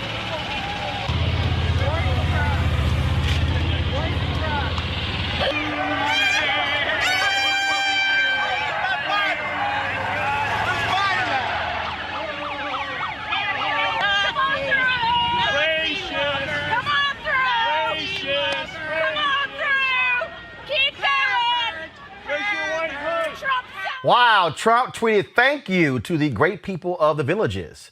The radical left, do nothing Democrats will fall in the fall. Corrupt Joe is shot. See you soon. Hours later, Donald Trump deleted the tweet. Now, Press Secretary Kayleigh McEnany, her first response was that, oh, Donald, he didn't see he didn't see it. Oh, he didn't hear the white power, even though it was at the beginning of the video. Then she came back out with a second statement stating that, well, he was really trying to show thank you to his supporters there in Florida who are often criticized by the left. So he was telling the racist thank you? Is that what we're doing now? He was telling the racist thank you? Folks, you see how this thing goes in terms of how their mind sort of operates. Now, here's the thing. Donald Trump hasn't condemned it. In fact, the folks at Midas Touch, they actually dropped this particular video. So watch this here. Hello, everyone. The transition to greatness has officially begun. The ongoing coronavirus threat, the death toll in the U.S. now officially topping 110,000. President Trump, the jobs president who created the hottest economy in modern history. The National Bureau of Economic Research said we entered a recession in February. Friday's jobs report was encouraging, to say the absolute least. Look, there was a problem in how this was compiled. The unemployment rate probably should have been more like 16.3%. Once the National Guard came in, D.C. was secure. Tear gas is now being fired. They don't want these protesters to be there, even though they were peaceful. There's no regrets on the part of this White House. A Trump opportunity zone. We stand by those actions. The President of the United States just tweeted, Buffalo protesters shoved by police could be an Antifa provocateur. He lies. He lies about things. The fact that the Republican Party is now having to claim him is both unfortunate and, to me, inauthentic. Hello, everyone. Oh, you got to give them credit for some of these great videos here. But again, they really did not want to address the whole white power comment, okay? And so this was what Ryan Lizza actually asked today at the White House, and she was just so offended he dared ask this. Does President Trump believe that it was a good thing that the South lost the Civil War? And then two, is he interested in following NASCAR's example and banning the Confederate flag at his own events? Well, your first question is absolutely absurd. He's proud of the United States of America. Second, with regard to our statues, Americans oppose tearing down our statues. There's a Harvard-Harris poll released just last week that shows 60% of respondents said the statues should remain, and 71% said local governments should block groups from physically destroying the statues. So he stands on the side of preserving our history. Does he believe Right. Well, yeah, that's nice. Dr. Avis Jones DeWeaver joins us, political analyst. Mustafa Santiago Ali, PhD, former senior advisor to the Environmental Justice EPA. Michael Brown, former vice chair, DNC Finance Committee. Folks, I think you have somebody has their audio up, so could y'all check on that, please, and let's get that fixed. That might be Avis. Avis, can you hear me?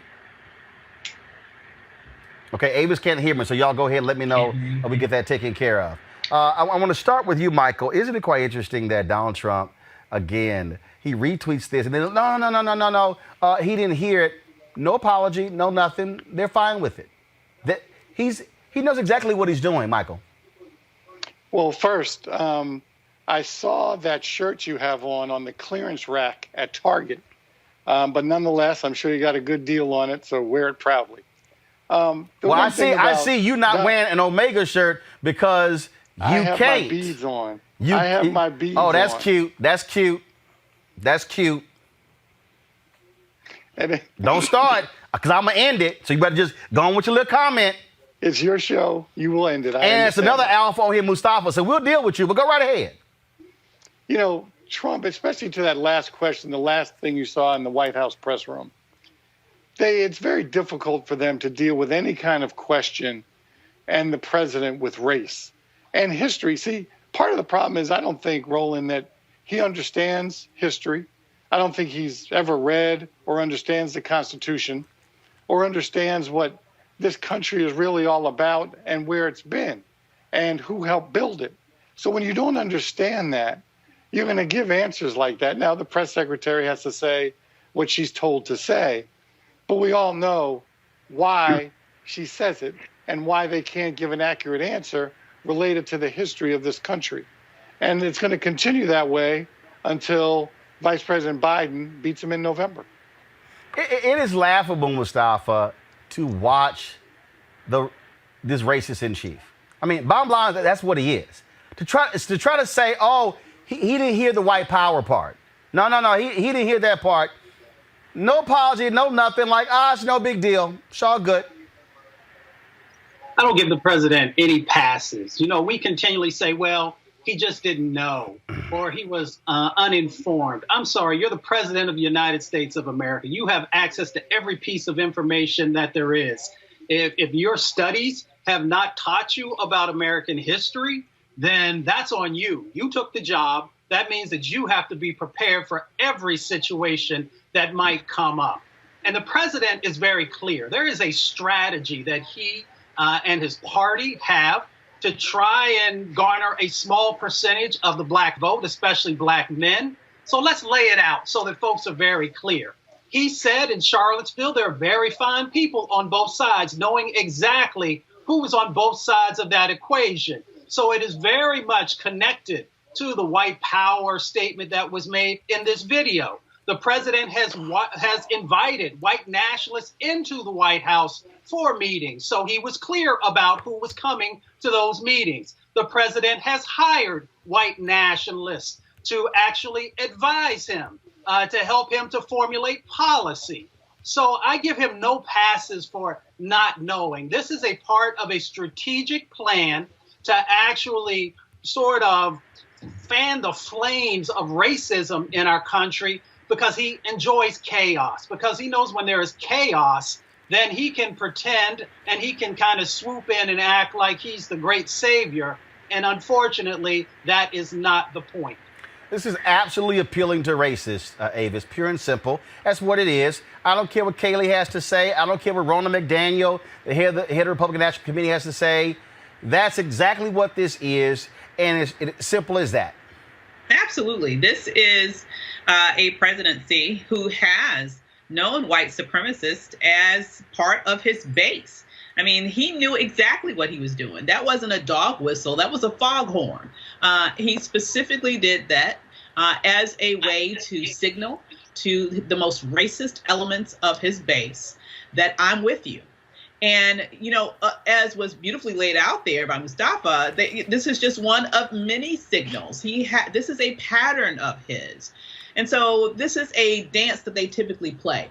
He does or says something that specifically it targets or somehow lifts white supremacists up And at the same time, then when he's called to the carpet on it, his team around him makes some sort of excuse. He didn't know. He didn't realize. But he continues to leave that out there. He does not in any way, as you mentioned, apologize because he's not sorry he did it. He did exactly what he intended to do. He sent exactly the message that he intended to send, and it resonated specifically with the people that he wants to support him in November. Yeah, I mean, it's real clear to me. I mean, there's no sense dancing around it. He's out here defending Confederate statues, things along those lines. All right, folks, back to our Roland Martin Unfiltered video in just one moment.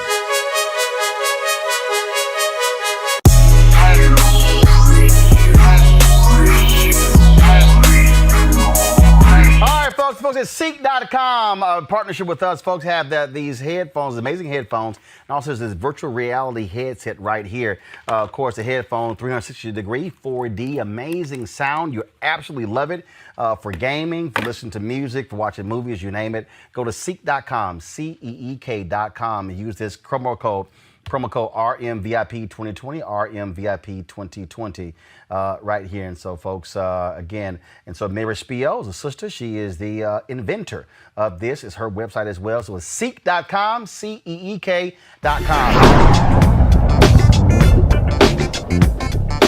Herman Cain is now in the hospital for COVID-19. This was a photo when he was at the Trump rally just, a couple of weeks ago. It took place June 20th in Tulsa. Guys, show the photo, please. And it speaks to exactly what we're talking about. In fact, okay, I don't know why we have the photo. I sent it in. All right, fine, I'll pull it up. In fact, what's interesting is that he sent a tweet out.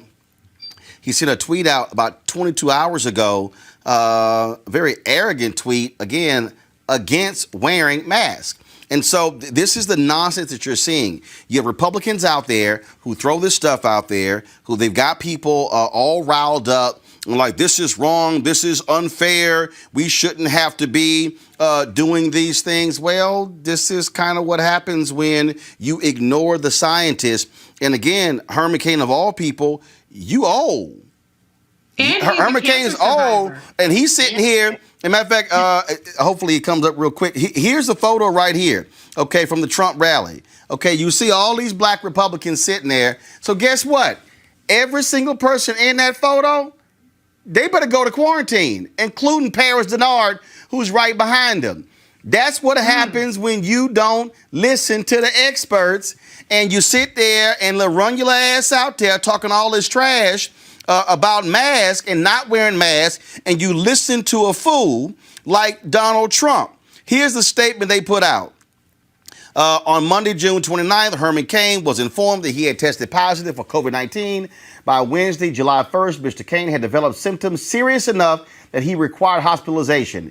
He spent the past night in the hospital, and as of today, Thursday, July 2nd, he is resting comfortably in an Atlanta area hospital. Mr. Cain did not require a respirator, and he is awake and alert. There's no way of knowing for sure how or where Mr. Cain contracted the coronavirus, but we do know he's a fighter who has beaten stage 4 cancer, blah, blah, blah, blah, blah. That's why you wear a mask. That's why you have safe distancing. That's why you don't sit next to people at rallies like the fools did there in Tulsa. That's why.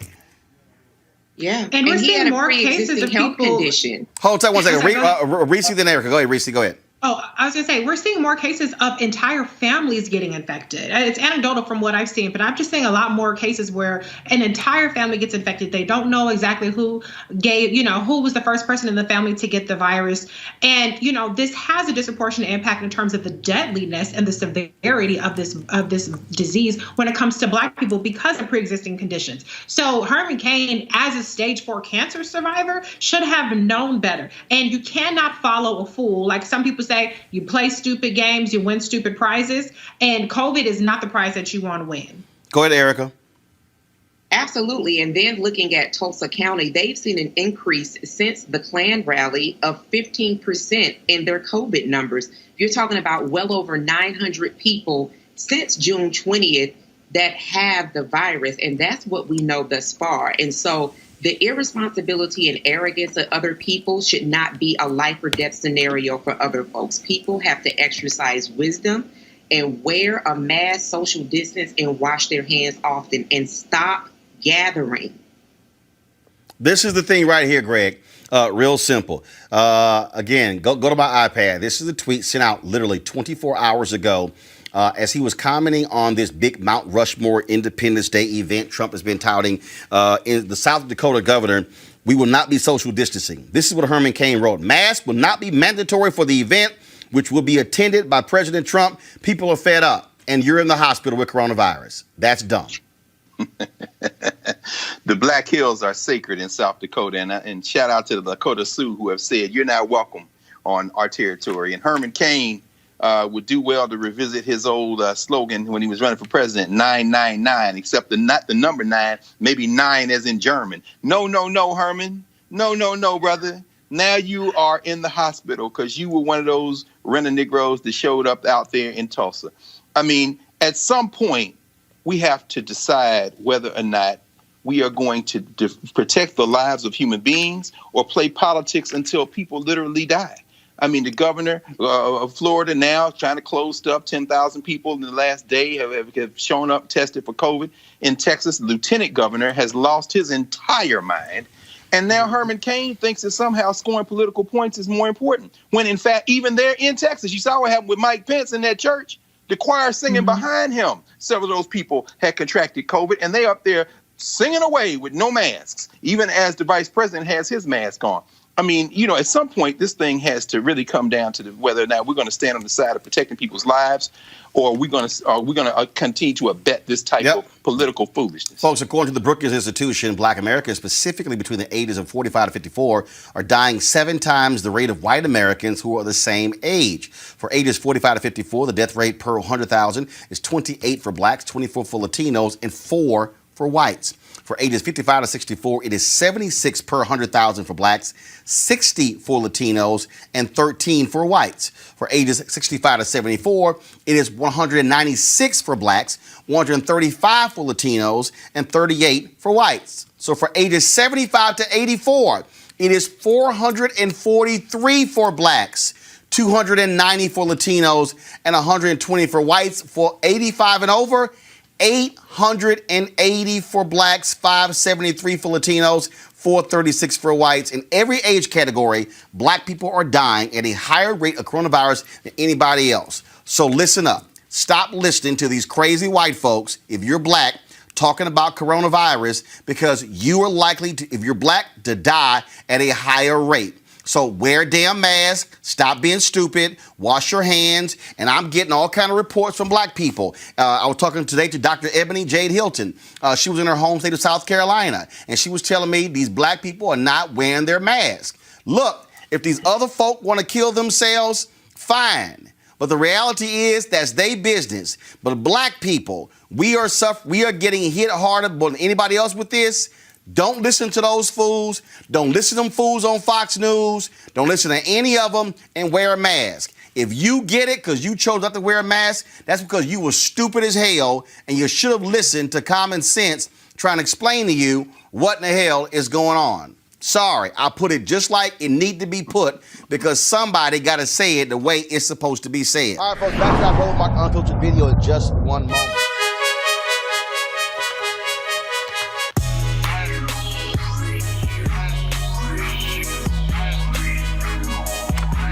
All right, folks, the folks at Ceek.com have an incredible offer for you folks. And these are these 360-degree 4D headphones that you can use for music, you can Bluetooth, you can for gamers, all that sort of stuff.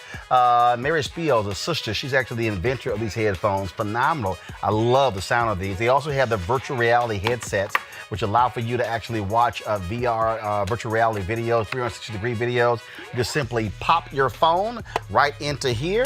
And then, of course, if you you can also go like YouTube has an app as well that has a channel that deals with a lot of those VR ads. And so you can actually do all of that, folks. Check this out and pop it on. And guess what? Check out your virtual reality videos. Go to Ceek.com, Ceek.com, Ceek.com, Ceek.com. Use this promo code right here, RMVIP2020, RMVIP2020 for a discount on these headphones. And then, of course, when you support them, you support this show, Roland Martin Unfiltered. You want to check out Roland Martin Unfiltered? YouTube.com/Roland S. Martin. And subscribe to our YouTube channel. There's only one daily digital show out here that keeps it black and keep it real. It's Roland Martin Unfiltered. See that name right there? Roland Martin Unfiltered. Like, share, and subscribe to our YouTube channel. That's youtube.com/Roland S. Martin. And don't forget to turn on your notifications so when we go live, you'll know it. Hey everybody, this is Sherry Shepherd. You're watching Roland Martin Unfiltered, and while he's doing Unfiltered, I'm practicing the wobble. Yes, I am. Because Roland Martin's the one, he will do it backwards, he will do it on the side. He messes everybody up when he gets into the wobble, because he doesn't know how to do it, so he does it backwards. And it messes me up every single time. So, I'm working on it. I got it. You got Roland Martin. Hi, my name is LaToya Luckett, and you're watching Roland Martin Unfiltered. What's going on, everybody? It's your boy Mac Wiles, and you are watching Roland Martin Unfiltered. What's up, y'all? It's Ryan Destiny, and you're watching Roland Martin Unfiltered. What up, Lana Well, and you are watching Roland Martin Unfiltered.